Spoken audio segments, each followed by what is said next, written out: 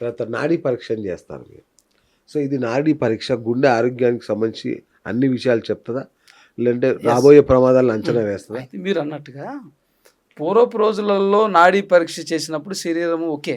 ఇప్పుడు 50 రోగాలు ఉన్నప్పుడు అది ఇది కూడా కమర్షియల్గా బిజినెస్గా ఒక అయిపోయింది. గుర్తింపు చేసుకునే దానికి ఇప్పుడు 5 రోగాలు ఉంటాయి. ఈయనకి ఆ రోగం ఉందని చెప్తారు, తగులుతుంది కదా.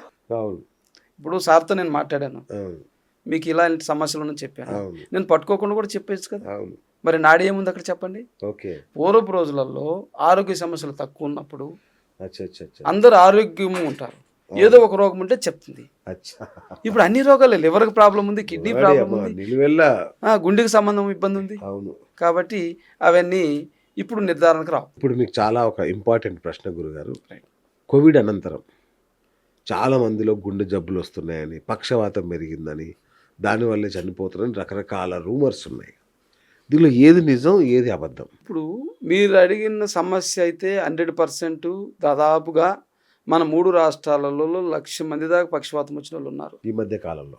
ఓకే. 3-4 ఇయర్స్లో. ఆ, అయితే పక్షవాతం వచ్చిన వాళ్ళు ఆ మొదట్లో పోయి హాస్పిటల్ ఇంజెక్షన్ అని చెప్పి కొంతమంది సర్వైవ్ అవుతారు.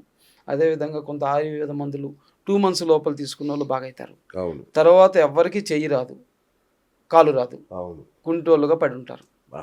అందరూ ఇన్ని లక్షల మంది ఉన్నారు. ఇప్పుడు కూడా కంటిన్యూ అవుతుంది. అయితే ఎవరు ఏమి కాదన్నా అవునన్నా ఆ, జరుగుతున్నటువంటి ఉదాహరణలు, ఇబ్బందులు చెప్పకనే చెప్తున్నాయి, ఓకే. చెప్పకనే చెప్తున్నాయి ప్రమాదాన్ని. ఆ, ఇంతమంది పెరాలసిస్ వాళ్ళు అవుతున్నారు, హార్ట్ అటాక్ కూడా వచ్చి చనిపోతున్నారు. ఓకే. కారణం ఏదైనప్పటికీ కూడా ప్రభావం అయితే చూపిస్తుంది. ఓకే. అది ఎవరికో నిర్ధారించుకోవాలి. ఓకే. మనం అది ఎస్సా నో అని చెప్పేదానికంటే కూడా ప్రమాదాలు జరుగుతున్నాయి. ఖచ్చితంగా హార్ట్ అటాక్లు పెరిగాయి, ఆ, పక్షవాతం పెరిగాయి.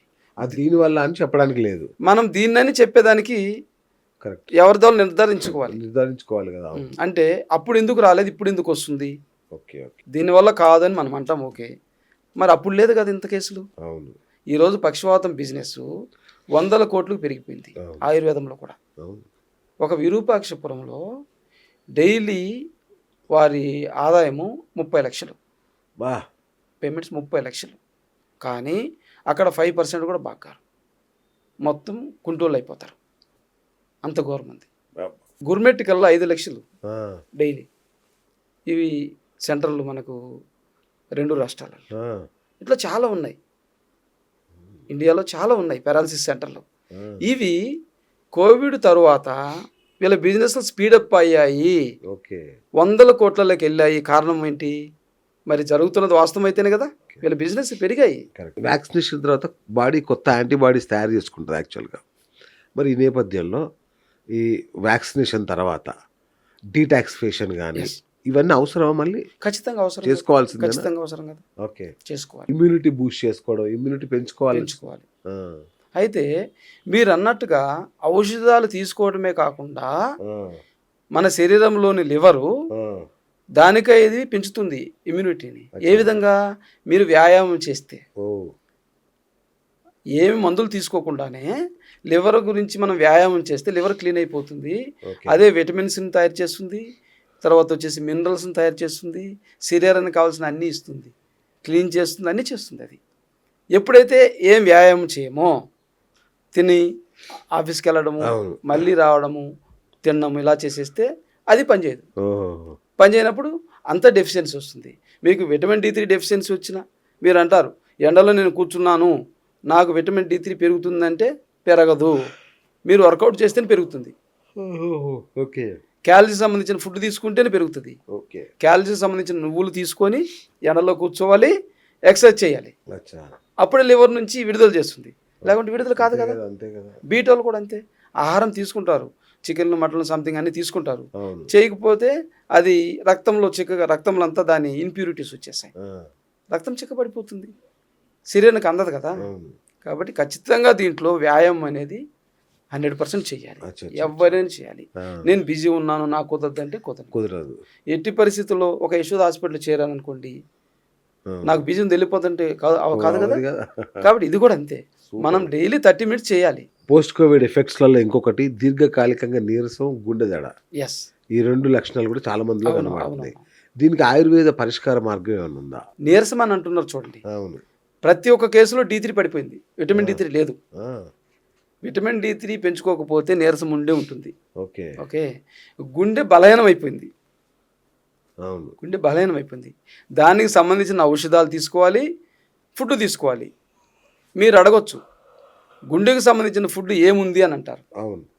మన పూర్వీకులు తీసుకున్నటువంటి ఏవైతే ఉన్నాయో జొన్నలు, సజ్జలు, రాగులు, మక్కలు ఖచ్చితంగా తినాలి. ఆ! ఎందుకంటే ఈ 20 సంవత్సరాలలో ఓన్లీ రైస్ తిన్నందువల్ల ఎక్కువ రోగాల బారిన పడ్డారు. అవును. ఒక కరోనాని కాదు, మనం తీసుకునే ఆహారము 20 సంవత్సరాల ముందు 20 సంవత్సరాల తర్వాత చాలా తేడా వచ్చేసింది. ఓకే. అప్పుడు వచ్చేసి ఖచ్చితంగా ఒక పూటైనా మనము మన ఫుడ్ తినేవాళ్ళం. మన ఫుడ్ అంటే మన ప్రాంతంలో తయారయ్యేది. ఆ! జొన్న రొట్టె, జొన్న గట్టక, అవును. అవి తినేటోళ్ళం. ఇప్పుడే పూర్తిగా లేదు కదా. ఎంతమంది తింటున్నారు? రోజుకు ఒక్కసారైనా కానీ తినరు కదా. అస్సలు. మేము ఖచ్చితంగా తింటాం, ఒకసారి రోజులో ఖచ్చితంగా తినాలి. అవునా? రాగి సంగటి తినాలి, ఆ! జొన్న రొట్టె ఏం తినాలి, జొన్న గట్టకైన తినాలి. ఇవి ఖచ్చితంగా ఒకప్పుడు తినాలి. ఓకే. మీరు 2 పూట్ల రైస్ తిన్నారనుకోండి, కదా! ఆటోమేటిక్గా రక్తం చిక్కగా అయిపోతుంది. ఎందుకంటే ఫైబర్ తక్కువ ఉంటుంది, గ్లూకోజ్ ఎక్కువ ఉంటుంది అది. రైస్లో.